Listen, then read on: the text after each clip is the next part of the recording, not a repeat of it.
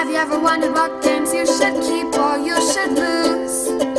Find out here at Purge Reviews. Multiuniversum is a cooperative game, but it plays a lot more like a puzzle type game where you're kind of going around and you're trying to fit the tools up. Now, this solo variant is one where they're going to put in a dummy player or like an AI system for you to be moving around.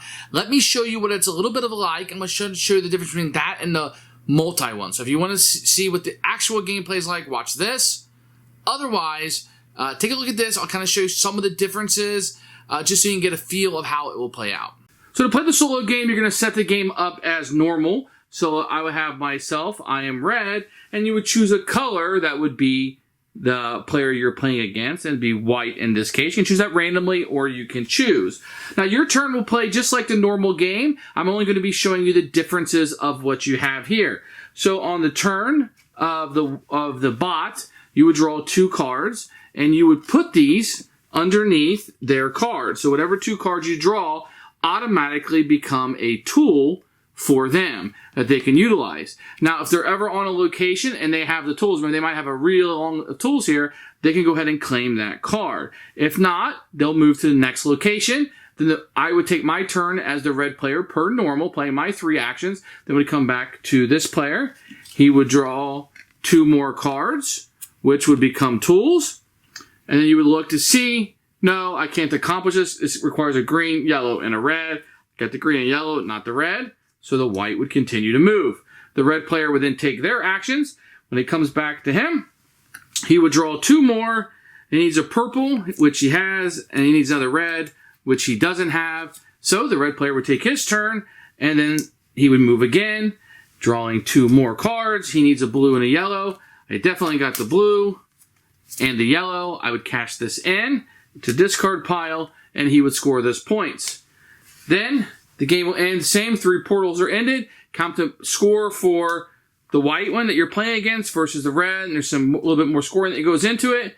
And whoever has the most points is your winner. So the only main difference of what you're doing here is that this white player is going to be moving, location, drawing cards, and trying to fulfill the purpose of the cards as he goes. And it kind of plays as a timer mechanism of something that's playing against you. That is a little bit random. I mean, this isn't random because you're moving in a thing, but drawing of the cards is definitely random. Now, I probably like this better as a solo experience. I like the idea of this guy going around. He's trying to fulfill these things before I do, and I have a little bit of a puzzle to it. It wasn't something I found myself going back to over and over again. It felt a little bit random for me versus like an AI system that I couldn't see through. I was able to plan out a little bit what he was going to do and maybe manipulate that system a little bit. In that regards, I think it's a strong solo game. I think people are really going to like this if you want to play something down and you like this type of game. Not my favorite. And I feel like the theme is really lost on me. This isn't a theme I like very much at all. And it felt a little bit generic to me, but I think people that are into it probably like it more than I would.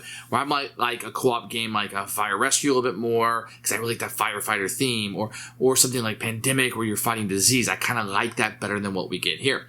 But as a strictly solo experience, I feel like it's a very strong one. Has that little bit of randomness of the AI as you're going along, but it does give you that cooperative multiplayer. Now, you can also just play this more than one hand, I suppose, if you wanted to. That's definitely doable for those of you that really like the solo, the multiplayer experience. But I think that the solo version they include here does simulate a lot of that and give you that experience. For me, I think this is a solo game that you should definitely check out. I think it's one that gives you some interesting decisions as you're moving about. And you do have that AI bot that you need to kind of be ahead of and be ready for what they're planning out as they go around and fulfill also. There's a scoring mechanism at the end. It's a little wonky, but I think it's going to fit in and kind of tell you how you're doing for future plays. So, as a solo experience, I think it's going to be a niche market. Certain solo type players are going to like this more than others.